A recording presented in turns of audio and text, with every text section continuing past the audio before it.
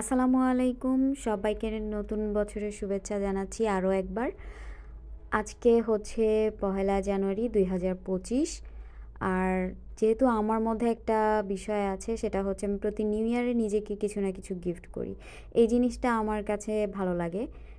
আর অন্য কারো কাছ থেকে গিফট নেয়ার চাইতে নিজেকে নিজে কিছু গিফট করার মধ্যে মনে হয় একটু বেশি ভালো লাগা কাজ করে আমার। তো আমি সেই জন্যই এবার ডিসিশন নিয়েছি যে আমি এবার গাছ কিনতে যাব। এই নিউ ইয়ার উপলক্ষে আমি নিজেকে কয়েকটা গাছ উপহার দিব।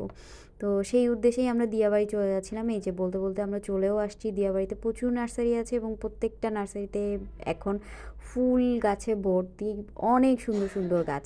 তো আমরা হচ্ছে আমাদের যেটা রেগুলার আমরা যেখান থেকে গাছ কিনি সেখানেই যাচ্ছি।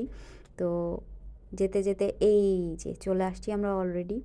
দেখেন এখানে অনেকগুলা হচ্ছে কি ফুল, এটাকে কি ফুল বলছিল, চন্দ্রমল্লিকা বলছিল। তো চন্দ্রমল্লিকা, এখানে জিনিয়া অনেক কালারের আছে। এগুলা এক একটার প্রাইস জানি কত বলছিল, আমার মনে নেই। তো যাই হোক, অনেক কালারের আছে। এই যে জিনিয়াটা হলুদ আছে, পিঙ্ক আছে, রেড আছে, অরেঞ্জ আছে। আর এখানে নয়নতারার মনে হয় 10 থেকে 15টা কালার আছে। এখান থেকে চুজ করা আমার জন্য খুবই ডিফিকাল্ট হয়ে গেছিলো।